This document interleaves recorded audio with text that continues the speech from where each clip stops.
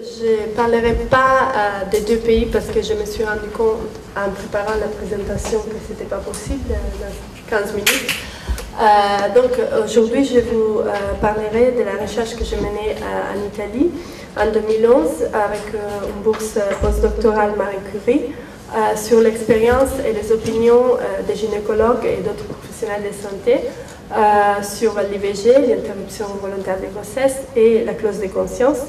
Peut-être l'année prochaine, je viendrai parler de ma recherche actuelle en Catalogne, en Espagne, sur le même sujet.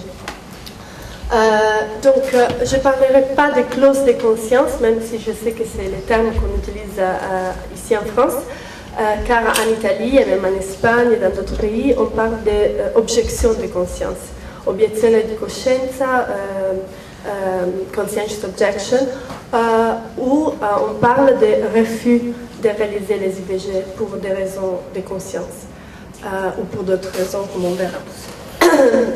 Donc, ceci, c'est un droit qui est reconnu aux professionnels de santé, aux médecins, par des conventions des droits humains et des associations médicales. Pourtant, des associations comme la Fédération internationale de gynécologie ont souligné que c'est un droit secondaire à l'obligation de soigner, bénéficier, prévenir la souffrance des patientes. Donc il y a beaucoup de débats scientifiques et éthiques autour de ça. Et en plus, il y a plusieurs gynécologues qui réalisent les IVG et chercheurs internationaux comme Carol Joffe qui ont souligné aussi le fait que même ceux et celles qui réalisent les IVG soulignent qu'ils le font parce qu'ils suivent leur conscience. Donc il y a même un débat autour de l'expression même d'objection de conscience parce qu'il semble impliquer que seulement ceux ou celles qui refusent ont une conscience. Donc c'est un choix de quelque façon plus moral. Il y a un débat aussi légal au niveau de l'Union européenne. Dans certains pays comme la Pologne, qui a une loi très restrictive sur l'IVG, comme l'Irlande et Malte, ont été condamnés par le tribunal européen pour les droits de l'homme, car des femmes qui devaient pouvoir réaliser une interruption de grossesse car elle était légale dans ces pays, ont été refusées par plusieurs hôpitaux. Et donc voilà, ces cas sont arrivés au tribunal européen pour les droits de l'homme. Et le Conseil d'Europe récemment a déclaré que même si c'est un droit des professionnels de santé, ces services doivent être garantis dans les pays où l'IVG est légal, dans les cas où elle est légale. Il y a très peu de recherches autour de ça et il y a aussi très peu de données statistiques fiables. L'Italie est pratiquement le seul pays qui produit chaque année des statistiques sur l'objection de conscience. Il y a eu quelques enquêtes dans d'autres pays, par exemple en Angleterre dans les années 90, et après, pas vraiment des enquêtes nationales, mais des enquêtes locales, qui montrent qu'en Angleterre aussi, par exemple, comme en Italie, il y a eu une augmentation des taux d'objection de conscience, mais on ne sait pas bien pourquoi, ce que cela représente, parce qu'il n'y a pas de recherche quanti-qualitative. En plus, la comparaison internationale est difficile car les lois, l'organisation des services est très différente. En Italie, il y a eu une augmentation assez notable des taux d'objection de conscience dans les années 2000, ce qui a provoqué un débat, car on sait, même s'il n'y a pas beaucoup de recherches sur ça, que les femmes doivent se déplacer d'une ville, d'une région à l'autre à cause de ça. Donc c'est vraiment une barrière dans l'accès aux services. Et en plus, il y a des gynécologues objecteurs qui sont dénoncés de temps en temps car ils fournissent ces services dans des cliniques privées en échange d'argent. Et ça, c'est totalement illégal, évidemment, même parce que l'IVG doit être gratuite, enfin, c'est remboursé. Du côté légal aussi, c'est un choix, un droit individuel, donc pas institutionnel, donc un hôpital ne peut pas objecter, disons, et il doit être déclaré par écrit au moment de l'embauchement. Et il y a des limites établies par la loi en Italie, donc ce n'est pas possible un cas d'arrêt stérile pour la femme, pas avant ou après l'IVG, et de toute façon les hôpitaux et les cliniques autorisées doivent assurer les services, ce qui ne se passe pas toujours, donc voilà pourquoi il y a un problème, surtout dans les régions du Sud, mais même dans d'autres régions. Et il y a eu des hôpitaux dans des villes importantes comme Rome, par exemple, qui ont été dénoncés par des patientes qui avaient été abandonnées par les objecteurs pendant 2 heures, pendant notamment l'induction du travail pour réaliser des avortements dans le 2e trimestre en cas normalement de malformation fétale. Donc le débat est devenu assez virulent dans les dernières années. Car plusieurs associations, notamment l'association italienne des gynécologues pour l'application de la loi sur l'IVG, qui est née en 2010, et des associations de bioéthique et féministes ont lancé des campagnes contre l'objection de conscience. Et ils ont présenté même une pétition contre l'État italien à un comité européen du Conseil d'Europe, et le comité a répondu en disant qu'en effet l'État italien a l'obligation de fournir ces services dans tous les territoires nationaux. Donc c'est un débat politique et c'est intéressant parce que ça remet un peu au centre la question des droits des femmes, tandis que ces droits avaient été déplacés dans les années 2000 par les droits du conçu dans les débats italiens. À partir du moment où on discutait de la loi sur la procréation médicalement assistée, qui a introduit l'idée que les conçus auraient des droits comme les femmes. Le premier article de cette loi dit clairement qu'elle garantit les droits de tous les sujets impliqués, y inclut les conçus. Il y a eu aussi des règlements régionaux dans des régions clés du point de vue économique politique en Italie, Lazio, la région de Rome et Lombardie, la région de Milan, dans lesquels l'embryon fœtus émerge comme, on pourrait dire, un nouvel sujet biopolitique, en suivant Kaufman et Morgan. Par exemple, l'obligation d'enterrer tous les embryons fœtus après une IVG, ou la reconnaissance de l'embryon fœtus comme membre de la famille dans la déclaration des revenus. Il y a eu carrément aussi des campagnes très fortes contre le droit à l'interruption volontaire de grossesse, mais la loi n'a pas été changée parce qu'il y a eu aussi des fortes protestations en soutien et en faveur de ces droits.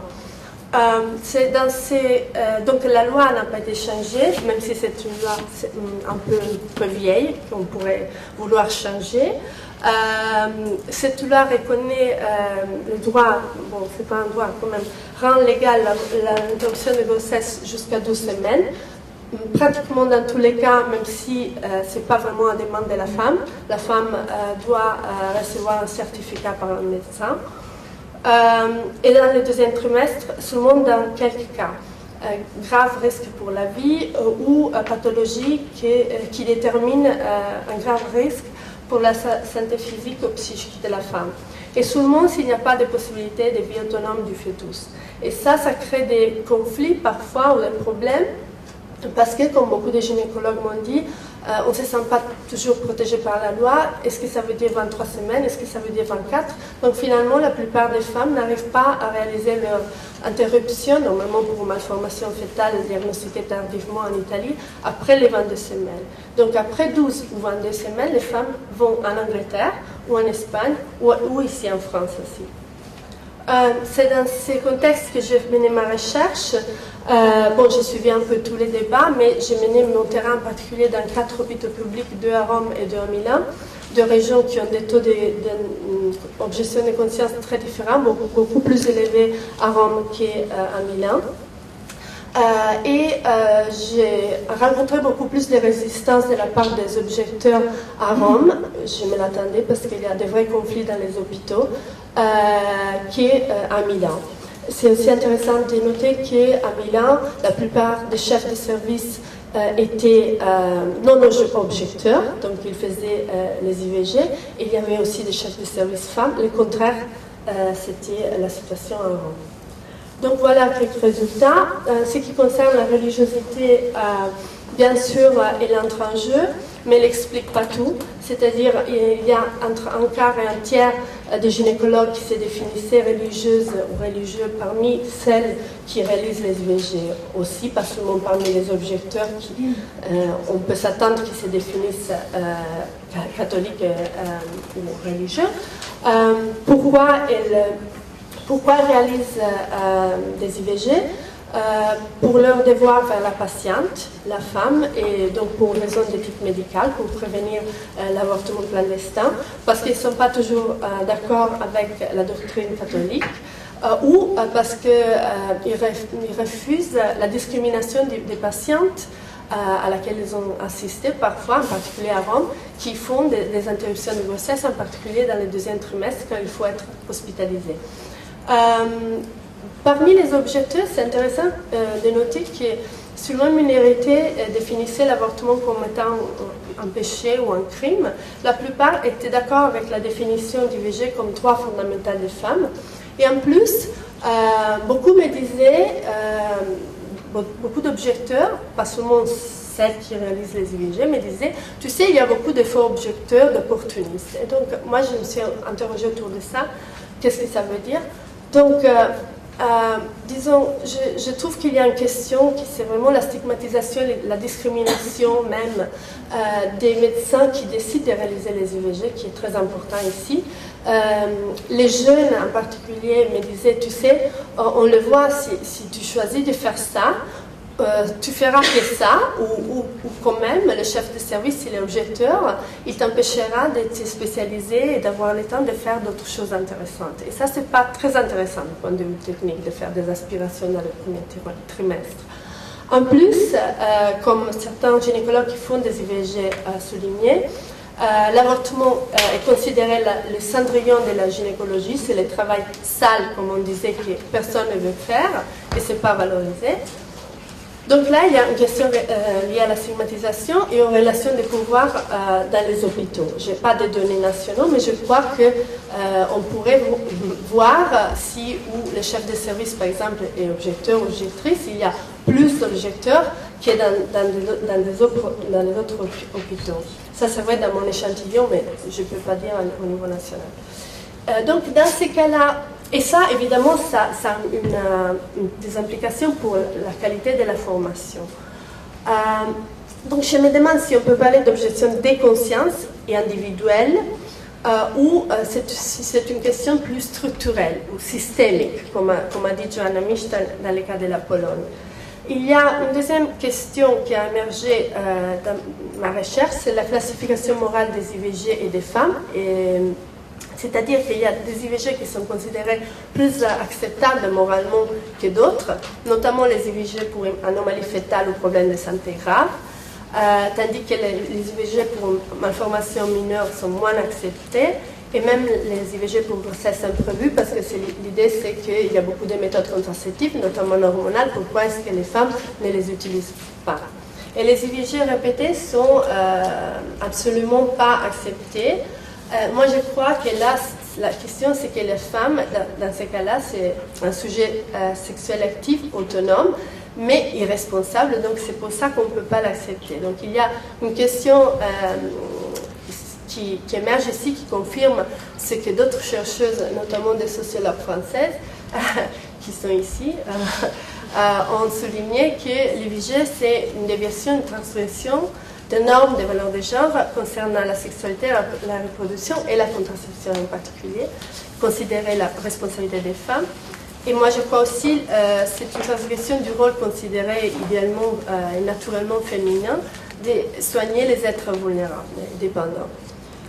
Et finalement, et là je conclue vite, je trouve qu'il y a une autre question, c'est-à-dire l'embryon, le fœtus s'est transformé dans un patient grâce à l'échographie, des échographies de plus en plus sophistiquées et le dépistage prénatal. Comme me disaient beaucoup de gynécologues, tu sais, autour de 12 semaines, il se comporte comme un enfant, donc ça c'est tout compliqué après de réaliser par exemple des aspirations pour certaines gynécologues, plus à Rome qu'à Milan. Mais quand même, ça ne signifie pas qu'on considère l'embryon, le fœtus, une personne avec des droits. La plupart des gynécologues y incluent les objecteurs, les considérer une vie au potentiel, mais non une personne avec des droits. Pourtant, c'est toujours un patient, et un patient qui acquiert des droits progressivement, en particulier à partir de la viabilité fœtale. Donc il y a ici des questions, enfin c'est un peu contradictoire, mais ça peut se comprendre, je trouve. Donc voilà mes conclusions, on peut revenir sur ça après dans le débat. Donc je trouve qu'il faut regarder un peu au-delà de la religiosité pour comprendre pourquoi les médecins refusent de réaliser les IVG, considérer les normes stéréotypes des genres, la stigmatisation et discrimination des gynécologues qui réalisent les IVG et la transformation de l'embryon fœtus en patient. Bon, merci beaucoup et si vous voulez me contacter, voilà le...